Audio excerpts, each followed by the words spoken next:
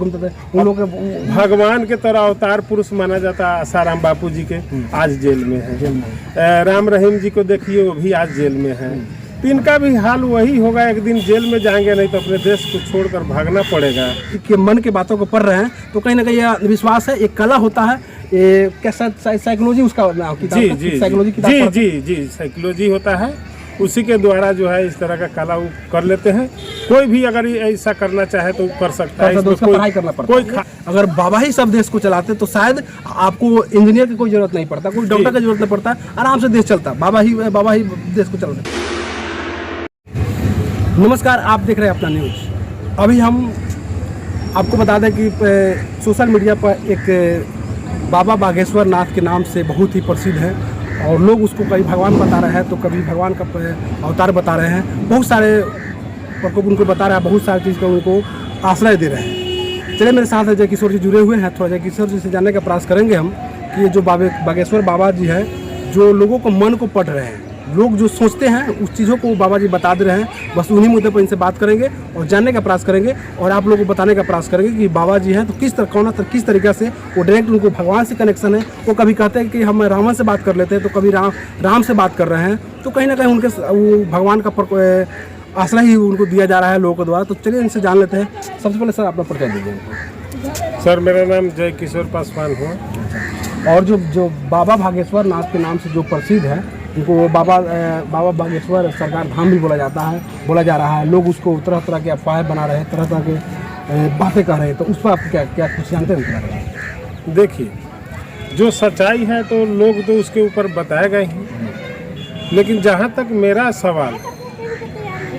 सवाल ये है कि मान लीजिए बाबा जो है बिना किसी से मिले उसका नाम बता दे रहे हैं, उसके बारे में सारी जानकारी दे रहे हैं। हाँ, उनके मन को बातों को पढ़ के बता रहे हैं जी, आप क्या सोच रहे हैं। तो इस तरह तो सर हम आपसे कहना चाहूँगा कि हमारे गांव में, छोटे छोटे गांव में आप अक्सर देखे होंगे, मैं तो खुद अपने आंखों से देखा हूँ कि छोटे छोटे मदारी लोग जो है अपने रोजी रोटी के चक्कर में आते हैं और कहीं फैली जगह देखकर जो है वो अपना डेरा जमाते हैं, बैठ जाते हैं, लोगों को इकट्ठा करते हैं और उनके साथ एक छोटा सा बच्चा देखे होंगे अधिकांश। बच्चे को जो है जाल में बांध देते हैं, कपड़ा से बांधकर और टोकरी से ढक देते हैं। और वो जो आदमी बचता है मदारी, किसी के बारे में ये पूछेगा कि देखिए तो बच्चा ये क्या पहना हुआ है, तो ये पैंट शर्ट पहना। ये देखो तो बच्चा क्या बांधे हुए, तो घड़ी बांधा हुआ है। इनके हाथ में क्या है बच्चा, तो मोबाइल है। कौन सा मोबाइल है, तो ओप्पो S3 है। जो मोबाइल है वो भी बता दे रहा है। तो इसको आप क्या कहना चाहेंगे? तो आपको कहने का मतलब कि वो छोटा छोटा बच्चा भी कर लेता है। तो ऐसा कोई बड़ी बात नहीं है जो बाबा किसी के मन को पढ़ ले रहे हैं, कोई बड़ी बात नहीं। वैसे कुछ लोग हैं जो उनको भगवान का अवतार बताए, इस पर क्या ख्याल है? इसके बारे में तो हमको सोच कर हंसी आता है सर, अब क्या कहे आपको। हंसने की इसमें क्या बात है, भगवान के अवतार है, सभी लोग बात को पढ़ लेना, किसी को जानकारी कुछ दे देना। हंसने की बात ये है कि आजकल थोड़ा बहुत पढ़ा लिखा लोग सब है। एक जमाना था जो पढ़ाई की शिक्षा कमी थी, लेकिन आज के डेट में सर छोटा बच्चा हो चाहे बड़ा हो, थोड़ा बहुत शिक्षित जरूर है। लेकिन इस शिक्षित दुनिया में इस तरह की अंधविश्वास पर विश्वास करके लोगों ने जो है बाबा को चमत्कार या भगवान का अवतार बताते हैं, इस पर मुझे हंसी आता है। तो भगवान का अवतार नहीं, कौन सा भगवान का अवतार हुआ? अब बताइए ना, तो भगवान तो मदारी हुआ जो हर चीज बता दे रहा है, उसको भी वही दर्जा देना चाहिए। उसको तो सरकार डायरेक्टरी ले लेना चाहिए कि ये टेक्नोलॉजी इतना नहीं लगाता, मौसम विभाग के बारे में नहीं, कब भूकंप होगा वो भी बाबा बता देता। वो बैठा रहता सरकार के पास, सारी जानकारी लेता और सारे देश में जो है अपना सुरक्षा अथी कर देता। कब भूकंप आएगा, कब आंधी तूफान है, कब बारिश होगा, कब धूप होगा, कब फसल होगा कि नहीं होगा, सब बाबा से जानकारी लेना होता, सरकार को मदद मिलता।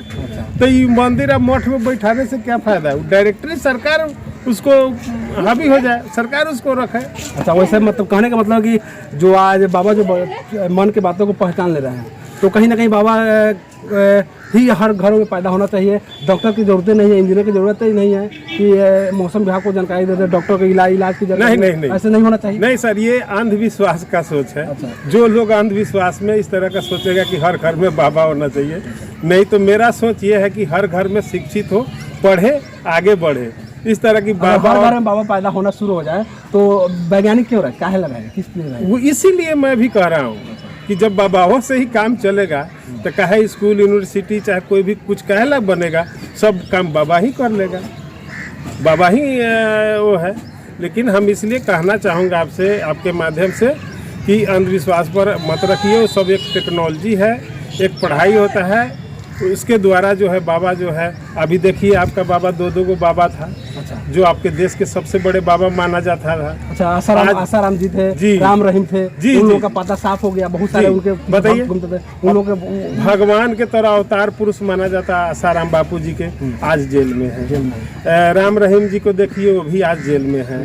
तो इनका भी हाल वही होगा, एक दिन जेल में जाएंगे, नहीं तो अपने देश को छोड़कर भागना पड़ेगा। अपना उनका रोजी रोटी चल रहा है, चलने दीजिए, कब तक चलेगा? जिस दिन सच्चाई सामने आएगा, लोगों को विश्वास होगा और अंधविश्वास पर से पर्दा लोगों को हटे। चलिए, मेरे साथ जय किशोर जी थे और उन्होंने बताने का प्रयास किया, कहीं ना कहीं बाबा के जो अंदर जो बातें किसी के मन की बातों को पढ़ रहे हैं, तो कहीं ना कहीं यह विश्वास है, एक कला होता है, ये कैसा साइकोलॉजी उसका किताब, साइकोलॉजी किताब, जी साइकोलॉजी होता है, उसी के द्वारा जो है इस तरह का कला वो कर लेते हैं।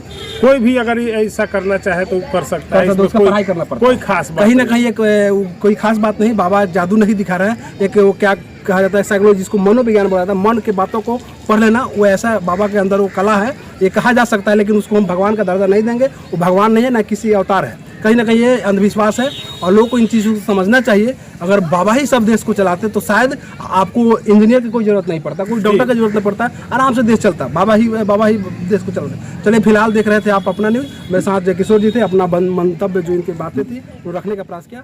चलिए, धन्यवाद।